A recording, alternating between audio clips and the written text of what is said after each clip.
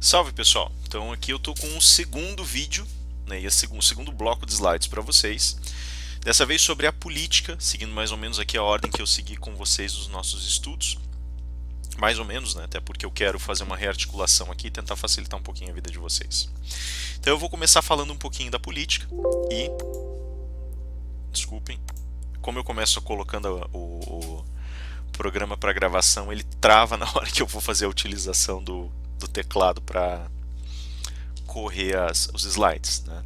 Então ele provavelmente vai fazer essa barulheira todas as vezes que eu for iniciar os slides. Mas tá aí. Primeira coisa, quais são os fundamentos gerais da política, né?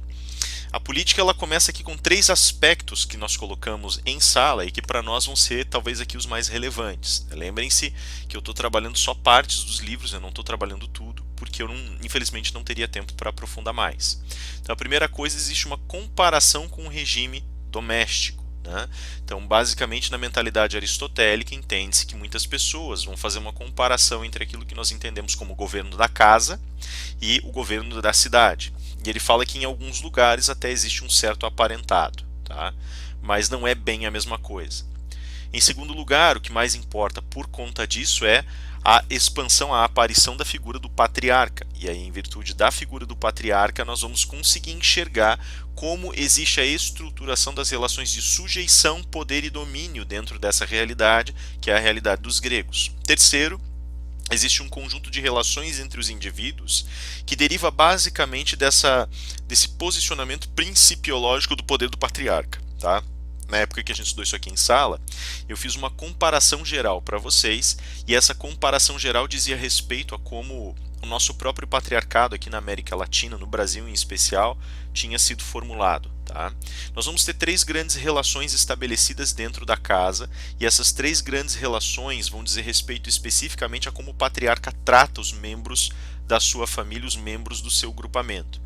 Primeiro desses elementos vem justamente pelo tratamento oferecido entre iguais, e esse tratamento é um dos mais importantes, se não mais importante, porque a partir dele vai se enraizar todo o processo de organização do poder dentro da casa e até mesmo fora dela, estabelecendo quem é tratado como, quem é tratado no sentido da intimidade próxima do patriarca e como certas pessoas vão adquirir determinados aspas privilégios dentro desse processo. Tá? O que existe na realidade é uma tentativa de observação da natureza de comando do patriarca. Veja, isso aqui tem uma bifurcação. Existe a natureza desse comando que o patriarca oferece e estende, basicamente por ele ser o pivô das relações da casa. De onde vem esse comando que tem uma estrutura própria que pode ser considerada primordial? O Aristóteles vai dizer para nós que o patriarca coloca as leis dentro da sua casa, é ele que determina o que é feito e o que não é feito. O patriarca ele tem uma ligação íntima com a terra que ele ocupa. Ele é representante da linhagem que ocupou aquela terra por gerações, ele é representante das figuras divinas que abençoaram aquele espaço, ele é o sumo sacerdote daquele espaço, e por conta disso ele é aquele que mantém a ligação entre a realidade espiritual e a realidade física, e é portanto ele que determina o sentido de toda a produção daquele espaço. Tá? A gente deve notar, no entanto, que isso significa uma compreensão, o esperar de uma compreensão mais íntima do patriarca em relação ao espaço de domínio que ele ocupa. Tá? Por conta disso, todos os membros, mulheres, crianças, escravos, estão intimamente ligados ao patriarca no sentido dessa obediência, né? Sendo a escravidão o ponto mais baixo e ao mesmo tempo o ponto mais intimamente ligado ao patriarca, o que é curioso, né? Já que o escravo acaba se tornando uma espécie de extensão da figura do patriarca. Note-se, portanto, que o patriarca tem que ter uma compreensão íntima, uma ligação íntima com o espaço, porque toda a produção vai estar vinculada ao seu domínio e às decisões que ele toma, e a maneira como ele aplica, como ele investe, como ele dirige as pessoas que estão ao redor dele. Tá ok? Veja, essa primeira relação é interessante porque quando o patriarca governa a esposa, a companheira, ele entende a esposa como igual. Igual no sentido de sangue e origem, mas não no sentido de comando. O filho, ele pertence ao mesmo sangue, tecnicamente é igual, mas acaba sendo relacionado como propriedade do patriarca, já que surgiu dele. Então ele tem poder como ele teve o poder de criação, ele também vai ter o poder de destruição. O terceiro polo da história é o escravo. o escravo é uma figura curiosa, porque o escravo acaba aparecendo como tal em virtude de implicações naturais. Uma pessoa que é escravizada é, na mentalidade aristotélica, uma pessoa que tem que merecer a escravidão por natureza. Ela nasceu talhada para ser escrava. E ainda vai dizer assim, a escravidão entre iguais, a escravidão entre pessoas do mesmo sangue, entre gregos, por exemplo, ela pode ser uma questão fortuita, pode ser, ou seja, é, é, é, uma situação esporádica, uma situação de eventual infortúnio do indivíduo que ficou devendo e teve que dar o próprio corpo para pagar a dívida e assim por diante, mas mesmo assim demonstra uma limitação nas capacidades desse indivíduo. Agora, existem situações em que esses indivíduos que são escravizados demonstram uma tendência natural à escravidão que é literalmente autorreconhecida. Quando o grego acaba escravizado, não é que ele esteja reconhecendo a sua incapacidade. Ele, na realidade, passou por uma situação de infortúnio. Agora, na mentalidade aristotélica, existem povos que são considerados, em sua totalidade, inferiores. Por que isso? Porque eles, em razão de sua natureza, tratam uns aos outros como escravos, e por meio desse tratamento, eles admitem que eles próprios, de natureza inferior, nasceram com uma tendência para a escravidão. É isso que ele vai dizer, por exemplo, dos frísios, vai falar lá pelas tantas. Um frísio trata sua companheira como uma escrava. Isso significa que, se ela que gera o seu filho, e o filho dela também traz, portanto, a condição da mãe, ele entende o próprio filho como propriedade, como escravo. Isso significa que ele entende que o sangue dele também é um sangue dado à escravidão, também é um sangue dado à sujeição do mais forte, do mais fraco ao mais forte. Isso significa, portanto, que ele está apto para ser escravo. É para isso que ele nasce. Ele está quase beirando a animalidade. Lógico que ele vai ser escravo, porque livre ele não vai fazer nada de edificador com a própria vida. Dessa forma, o escravo ele acaba aparecendo como um instrumento, colocado ao lado das coisas simples. Na mentalidade aristotélica, a mulher e a criança são pessoas. Ainda que que o patriarca tenha certos direitos e certas prerrogativas, são pessoas. Agora, o escravo não. O patriarca ele tem uma ligação com a sua propriedade que determina, de um lado, a existência de coisas simples, prontas para o desfrute. Então, por exemplo, uma coisa simples seria a cama do cara. Ele vai lá e se deita ali. Uma coisa simples seria a mesa sobre a qual ele coloca os seus utensílios. Uma coisa simples seria uma faca que ele utiliza, ou as suas armas. Agora, existem instrumentos que ele utiliza. Esses instrumentos podem ser, por exemplo, bois que puxam um arado, podem ser os próprios arados. O que é o instrumento? O instrumento é o objeto que é utilizado para incrementar, intensificar a capacidade produtiva do senhor. E ele acaba sendo, como instrumento, uma extensão do corpo do senhor que vai refinar, aumentar o alcance e aumentar a força do trabalho. Na mentalidade aristotélica, o escravo é um instrumento. Ele é uma extensão do corpo de seu senhor. Como ele vive como um animal, ele não tem condições de projetar virtude, projetar sentido existencial e planejar as coisas como o senhor tem. Logo, ele acaba virando um instrumento, extensão do corpo do senhor e, por conta disso, um objeto que vai permitir produzir novas coisas. Ele que planta, ele que colhe, ele que traz comodidade, ele que assa o pão, ele que cozinha, portanto, o alimento, entrega o alimento para o senhor e assim por diante. Então está aí a grande questão. Inclusive, lá pelas tantas, Aristóteles vai justamente partir dessa base, a base da figura do indivíduo que cose o alimento que come, para mostrar que isso é a tarefa de indivíduos que são considerados dominados.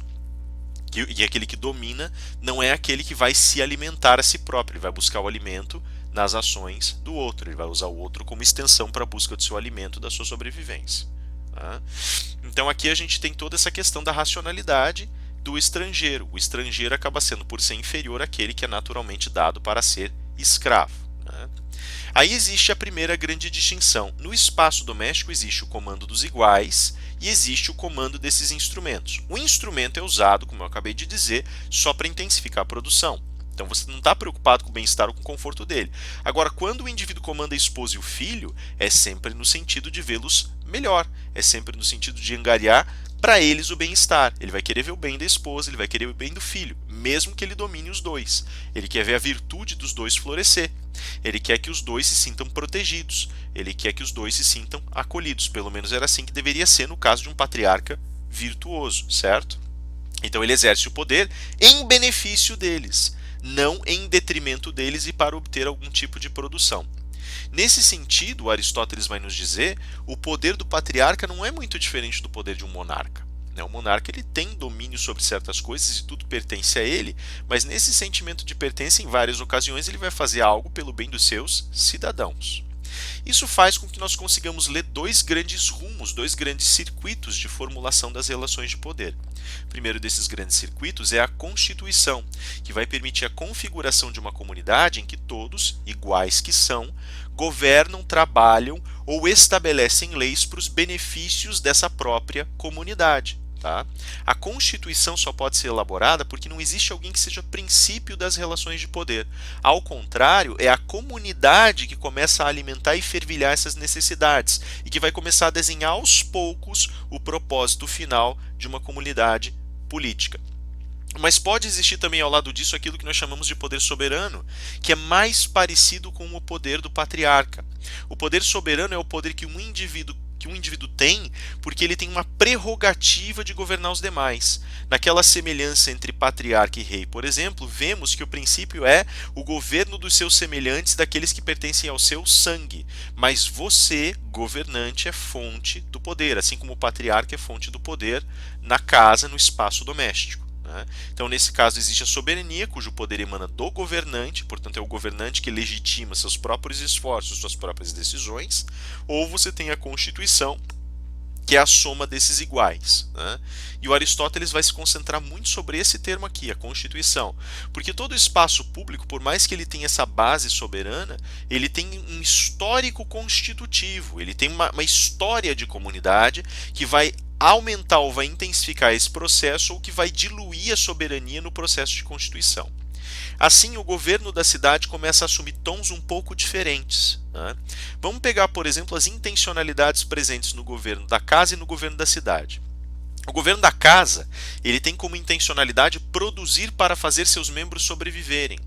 Então ele vai produzir o alimento, ele vai trazer a água, ele vai produzir a proteção, ele vai construir recursos, vai fazer com que o patriarca enriqueça, quer trazer prosperidade, e essa prosperidade vai ser voltada para a satisfação e para a felicidade dos seus membros.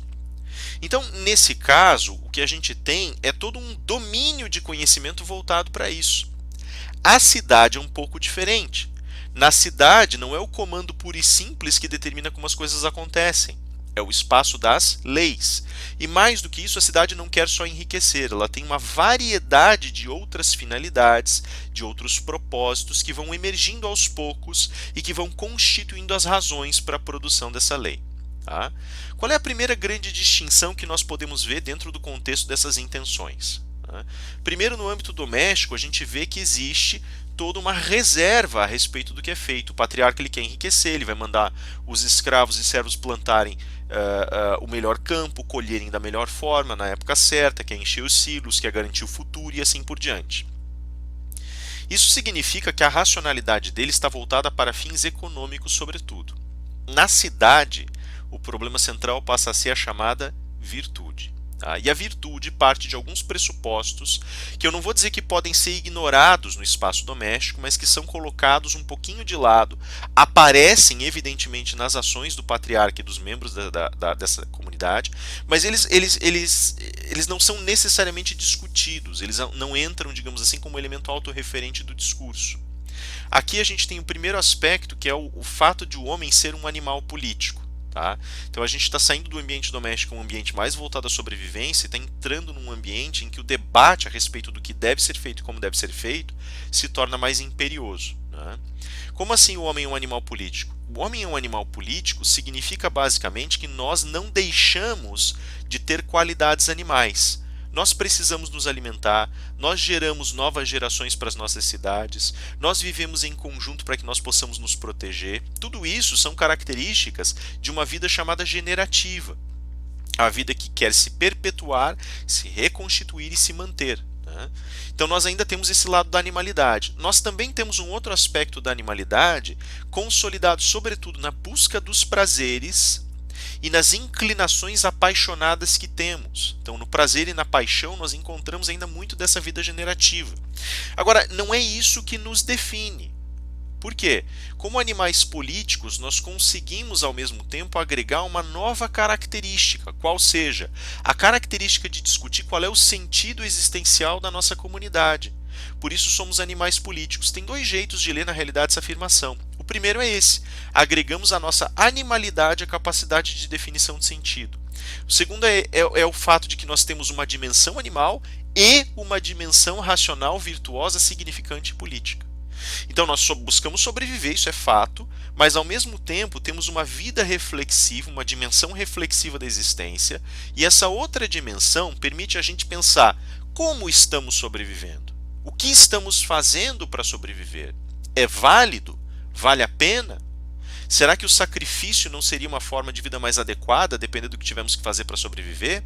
Será que nós estamos sobrevivendo da forma mais eficiente?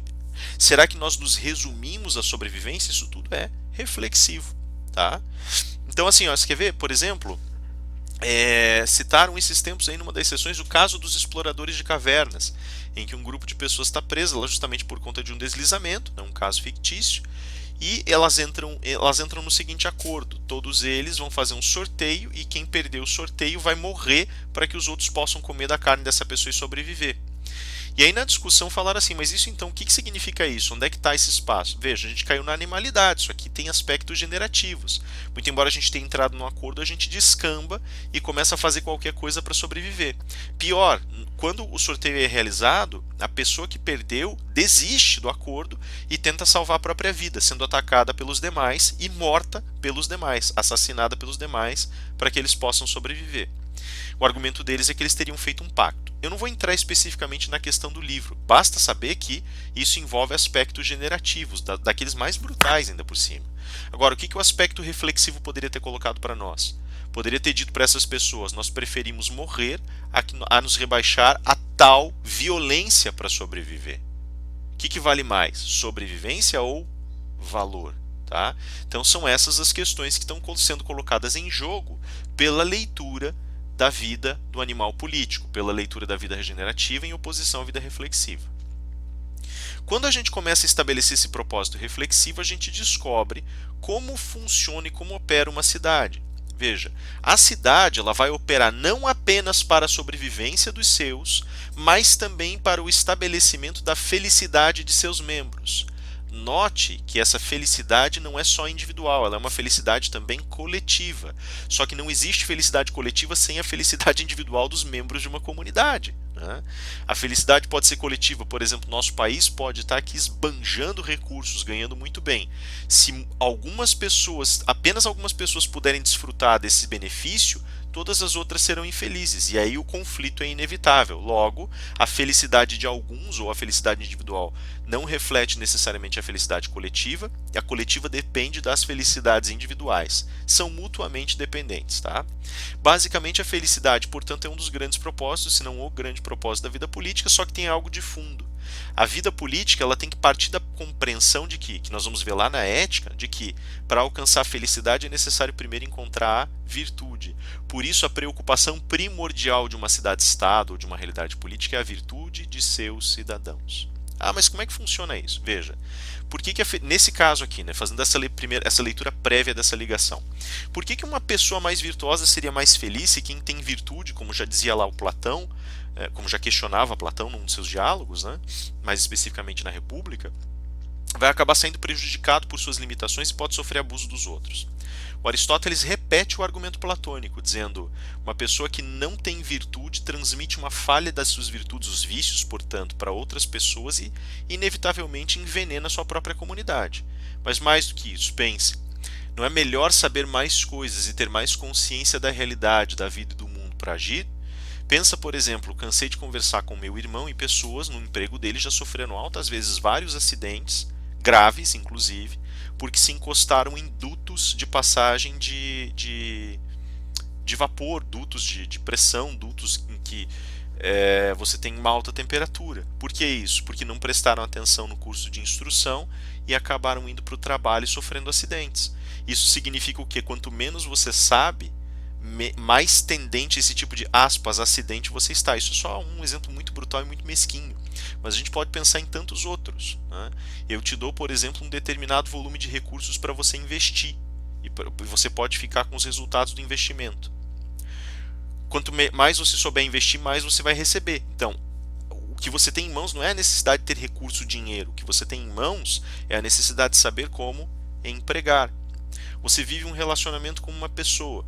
Se você conhecer, tiver mais domínio sobre os teus sentimentos, mais domínio sobre a natureza humana e compreender melhor a alma dessa outra pessoa, não vai ter um relacionamento muito melhor, muito mais tranquilo, muito mais frutífero? De novo, virtudes. Né? Então tem várias ali, tem todo um jogo de virtudes que ele vai trabalhar na ética, depois a gente vai discutir mais isso no próximo jogo de slides, ok?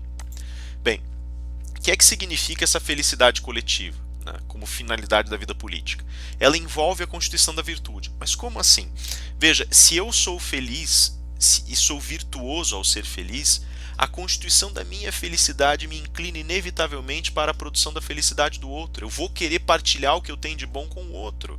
E nessa partilha, nessa ansiedade por partilhar, evidentemente eu vou desfrutar, eu vou fazer a outra pessoa desfrutar de virtudes também. Eu vou querer ensinar o que eu sei, eu vou querer dividir os meus ganhos, eu vou querer fazer com que essa pessoa tenha mais calma, tenha mais autocontrole. Eu vou querer isso para ela porque isso me faz bem e porque isso, ao fazer bem para ela, também faz com que nossa comunidade, de uma forma geral, floresça. Sim? O cidadão ele tem, portanto, algumas virtudes que lhe são próprias. Existe um jogo de virtudes do cidadão. Essas virtudes do cidadão elas compõem basicamente um grau de conscienciosidade, uma certa solidariedade com os seus iguais, uma consciência do papel que ele tem em relação à vida política, ao universo político dele, um certo grau de instrução que lhe permita fazer o seu trabalho bem e lhe permita saber a finalidade do seu trabalho. Tudo isso envolve um conjunto de virtudes próprias do cidadão. A ideia de uma consciência cívica está muito presente em Aristóteles, tanto que em algum momento ele não vai nem chamar o homem de animal político, ele vai chamar o homem de animal gregário ou animal cidadão. Então, assim, o antes animal cívico, né? Ele vai instaurar isso vai projetar isso no próprio conceito, tá ok?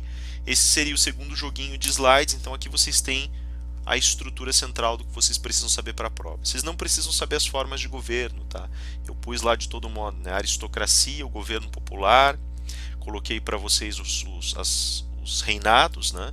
E aí falei para vocês que cada um tem uma distorção também, a aristocracia virando oligarquia, o governo popular virando uma democracia mal conduzida por conta da ignorância e da dificuldade de você conseguir conciliar o interesse de grupos muito distintos, e os reinados que podem ser lá monarquias eletivas, monarquias hereditárias, podem ser pluriarquias, então pentarquias, tetrarquias, diarquias e assim por diante, muito parecidas com aristocracias, né? E os governos militares, né? Os reinados de característica militar. E a tirania ficaria aí não como uma forma de governo independente, mas como um instrumento que aparece entre tantas outras, né? E aí eu deixo para vocês só esse panorama, só para vocês fazerem o encaixe disso com o PEC, tá ok? Mas por enquanto não precisam se preocupar com isso, eu vou voltar a esse assunto lá na construção do contratualismo para criar alguns contrastes que são importantes para nós. Beleza? Logo mais nos vemos então no terceiro jogo de slides e na terceira parte de Aristóteles. Feito? Bons estudos, pessoal, e até daqui a pouco.